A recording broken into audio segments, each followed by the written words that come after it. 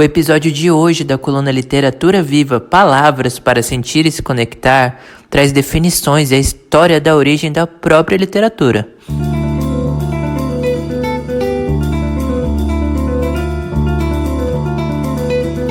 Literatura Viva, palavras para sentir e se conectar.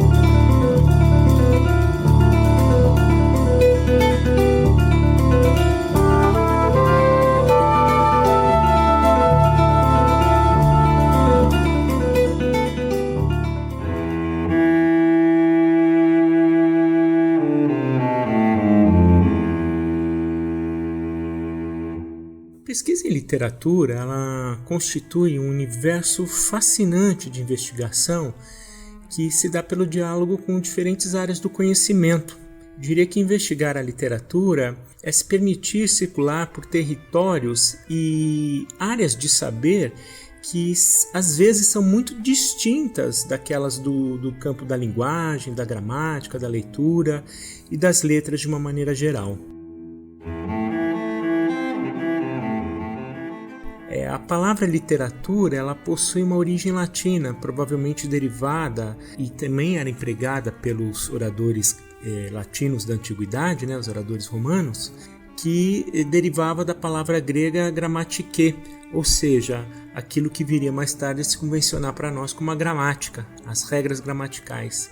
Então, literatura ela começa a surgir da palavra litera latina, e ela começa a aparecer como literatura nas línguas neolatinas, como francês, italiano, romeno, espanhol, por volta da segunda metade do século XV.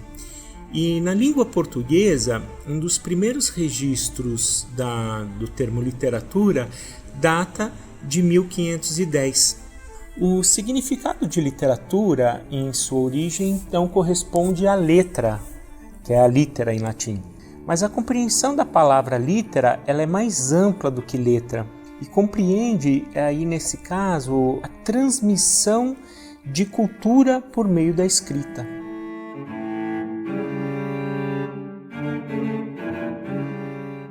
Assim, o literato entre o século XV e início do século XVIII era entendido como aquele sujeito que era dotado de cultura, sujeito que lia, que conhecia, Daí ele era um literato, ele tinha contato com a letra, tinha contato com a cultura. A partir do século XVIII, então, a palavra ela foi se convencionando e se moldando ao sentido mais próximo do que damos a ela nos dias de hoje, ou seja, como um conjunto de textos, produtos de uma criação artística. Mas então, como que era chamada a literatura anteriormente, antes do século XVIII? Como que a gente poderia denominar esses textos? Nesse sentido, são várias as denominações. Na Idade Média, por exemplo, seriam as chansons, os cantos que depois eram reunidos nos chamados cancioneiros, que eram entoados pelos menestréis, pelos trovadores. Na Idade Antiga, eram os cantos épicos e as liras, que eram entoadas pelos aedos e também pelos rapisodos. Havia uma denominação comum à arte de contar histórias por meio da voz, por meio da palavra ritmada, que seria o verso, por meio do canto, e essa denominação era dada por poieses. Poieses é aquilo que a palavra faz, que era usado em contraste à praxis, aquilo por meio do qual a palavra age sobre o mundo.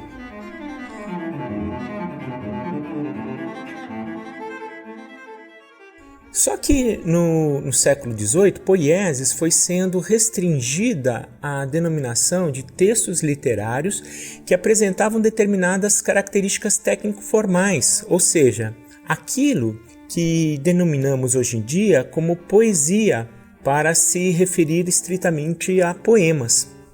Por isso, é importante entender que poesia é algo maior que o próprio poema, e sua manifestação ela tanto se dá no campo literário, como também apresenta-se em outras linguagens artísticas.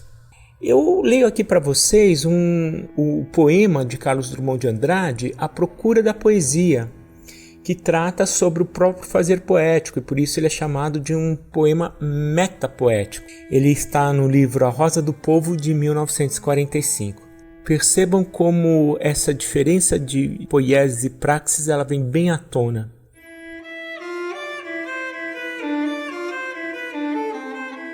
Diz lá o Drummond: não faça versos sobre acontecimentos. Não há criação nem morte perante a poesia. Diante dela, a vida é um sol estático, não aquece e nem ilumina. As afinidades, os aniversários, os incidentes pessoais não contam. Não faças poesia com o corpo, esse excelente, completo e confortável corpo, tão intenso a efusão lírica.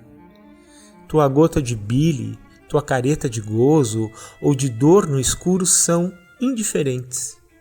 Nem me reveles teus sentimentos, que se prevalecem do equívoco e tentam a longa viagem. O que pensas e sentes, isso ainda não é poesia.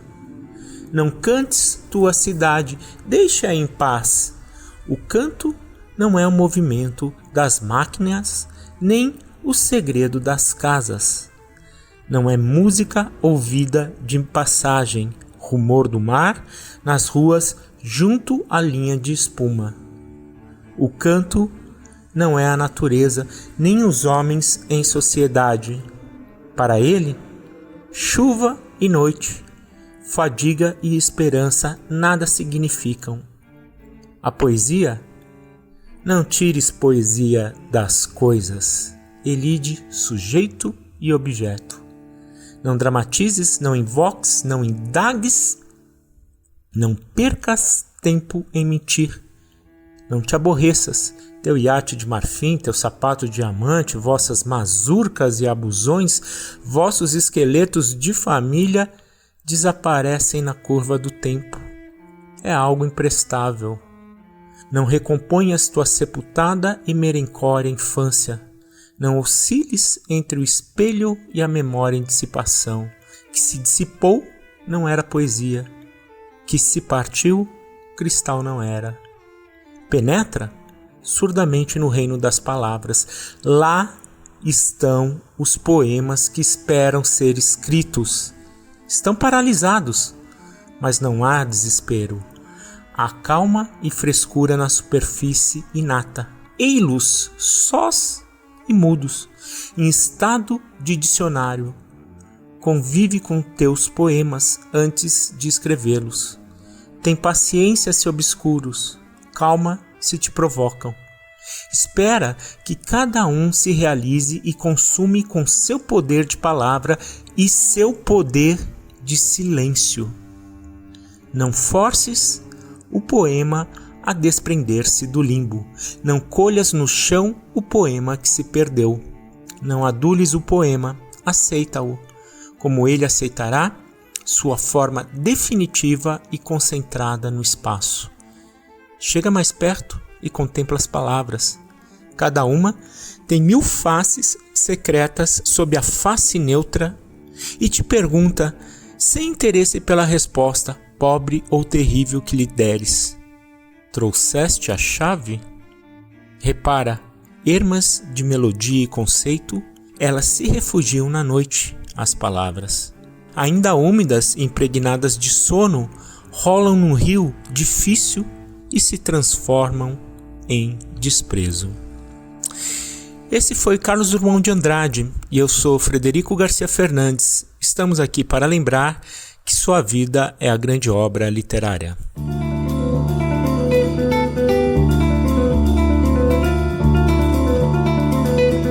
Literatura viva. Palavras para sentir e se conectar.